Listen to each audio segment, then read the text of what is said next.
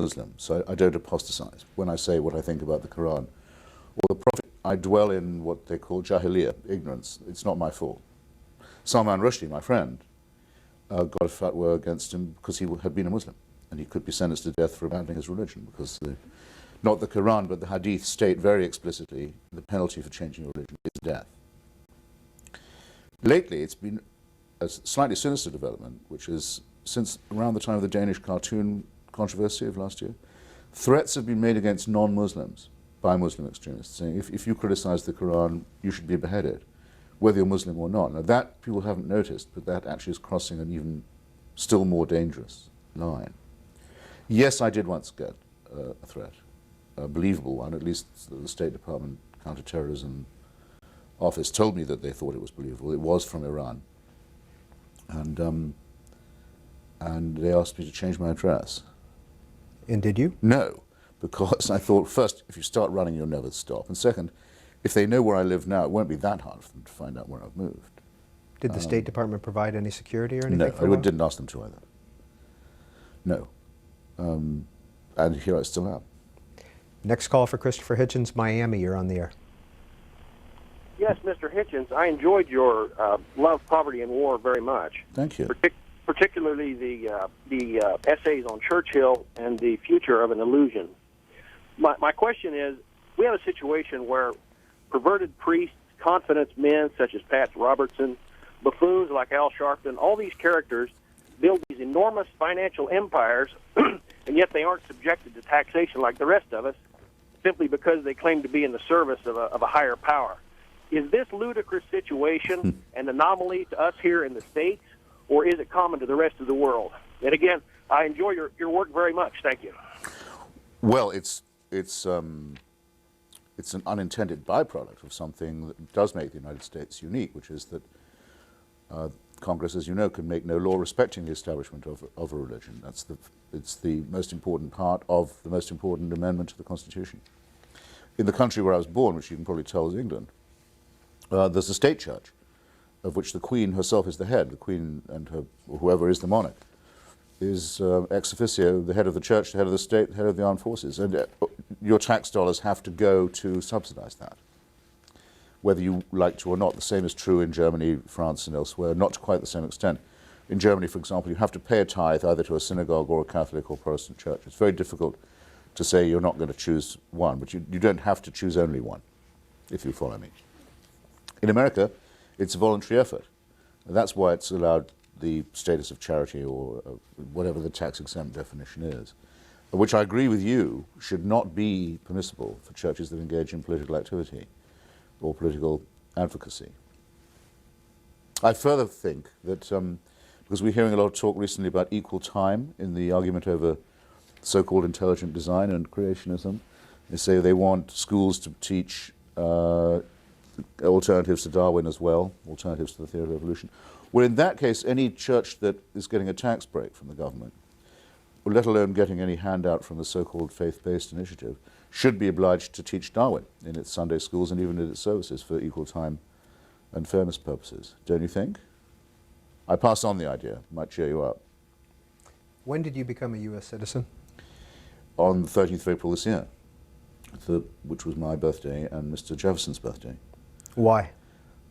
Why that day, or why did Why did you become a U.S. citizen?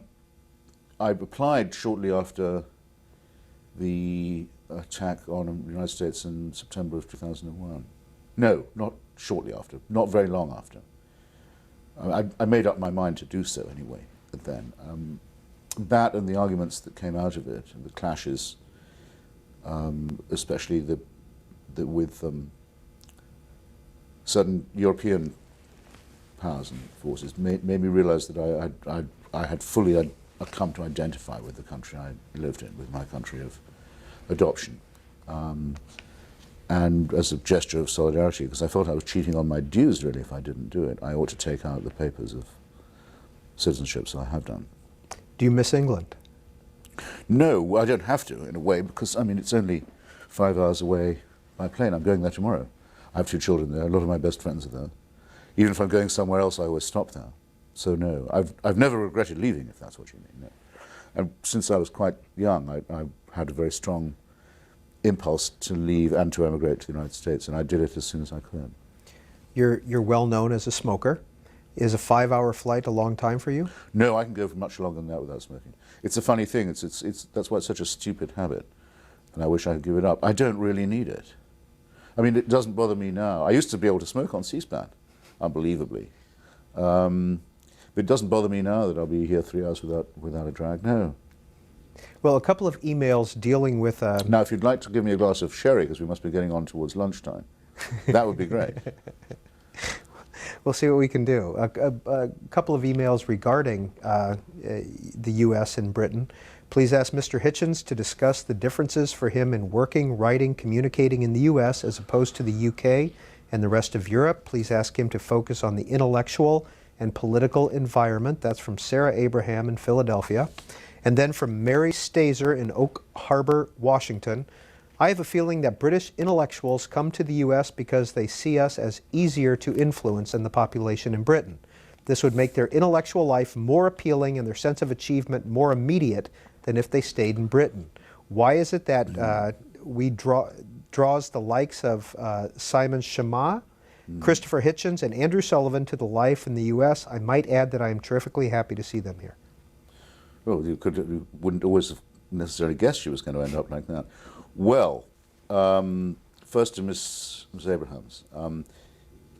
The world I live anyway is pretty much an Anglo-American one. I mean, for example, most of my books are published simultaneously in London and in New York. A lot of the magazines we all like, people like me write for. The Atlantic Monthly, in my case, for example, Vanity Fair, very conspicuously, which has a special English edition.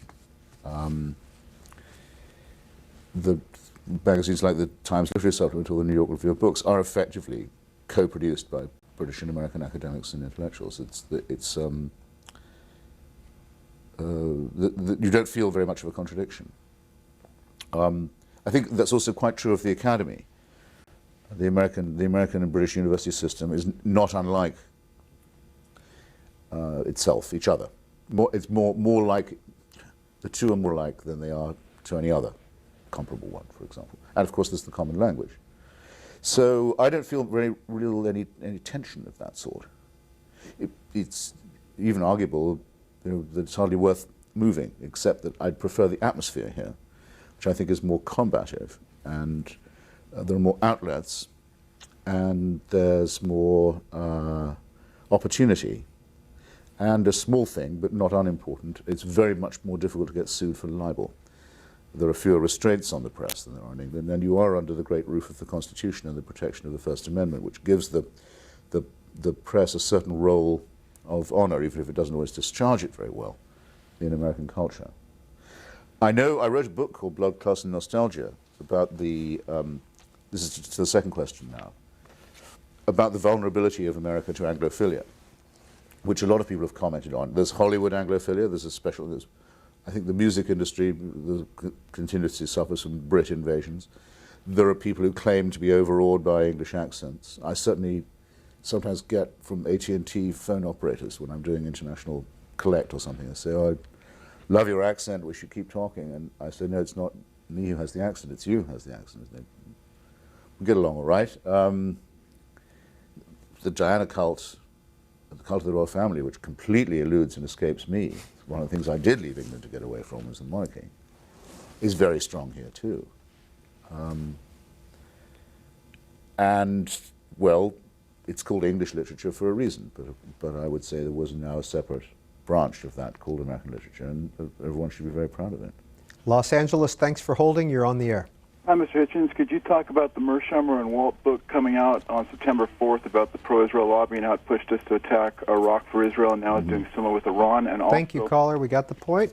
That's a regular caller here on C-SPAN. Yeah. Yes, I can tell you what I think about it. I probably think that no fair-minded person would disagree with the influence of AIPAC on policy making in Washington is disproportionate and has been for a long time. An instance I'd give of why I think that is that even the late Prime Minister Yitzhak Rabin, on one of his last trips to Washington, said to